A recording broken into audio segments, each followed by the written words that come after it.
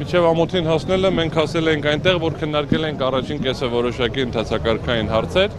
եւ հիմնական խնդիրը, որը բարձրացվել էր, դա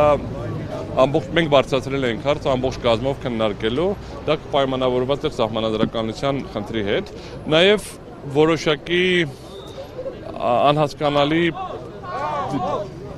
դիրքորոշում կա կախված սահմանադրական դատարանի դատավորների եթե Վլադիմիր Վարդանյանը եւ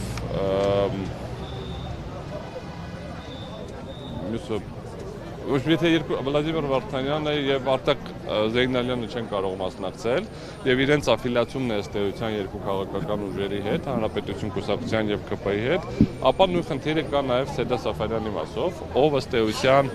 այդքան էլ ճիշտ նախորդ ընտրությունների ժամանակ եղել է Շիրինյան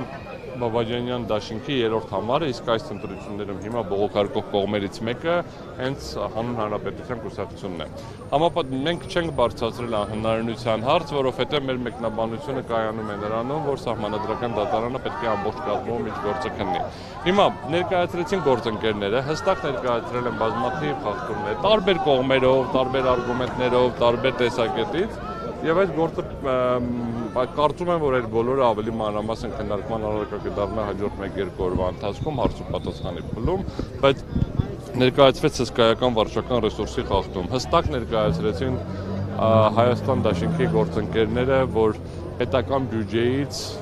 լրջագույն հիմնավոր կասկած կա, որ պետական բյուջեից մի քանի 100 միլիոն դրամ ծախսվել է ԿՊ-ի ընտրարշավի վրա։ Հիմա դա ուղղակի ձևակերպվել է տարբեր գործիքների միջոցով։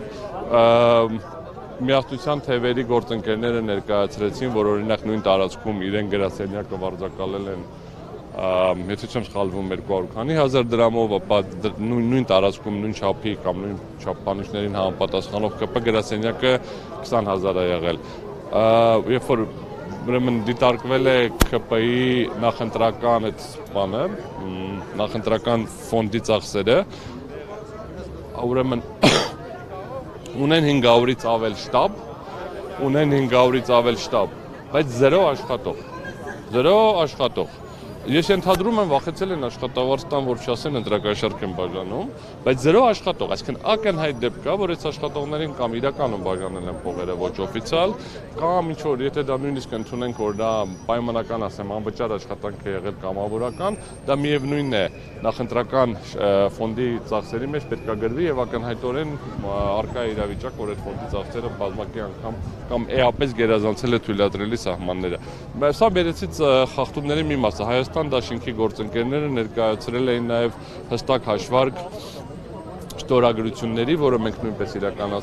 իրականացրել ենք եւ դա նիստի ժամանակը քննարկենք, մոտ 30,000 տարբերություն կա ստորագրությունների եւ քվեարկած անձանց։ Ավելին, երբ որ մենք վերցնում ենք ընդամենը ԿՊ-ի ցուցակները,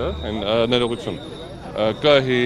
աղյուսակը, որը հրապարակվել է ոնց որ թե թարմացված եւ փորձում ենք համադրել այդ տվյալները, էապես խախտումներ են գալիս հենց իրենց կողմից կազմված աղյուսակի տվյալների մեջ։ Ներողություն, խնդրում, այսինքն արկա է բավականին շատ խնդիրներ եւ բոլորը հիմք է տալիս պնդելու, որ ընտրությունները կազմակերպված են այն աստիճանի վատ գիծ-փնթի կամ դիտավորյալ կատարվել են այնպիսի խախտումներ, որ իրականում ժողովրդի կամահայտնությունը պարզելու հնարավորությունը քիչ սահմանափակ է։ Մենք ես ինչպես նշեցի, կսկսենք ներկայացնել արդեն մեր դիրքորոշումը, մեր բացատրությունները կտանք վաղը եւ մանրամասն կներկայացնենք ինչպես ընդհանուր իրավախախտումների հարցը, օրինակ դիմել ենք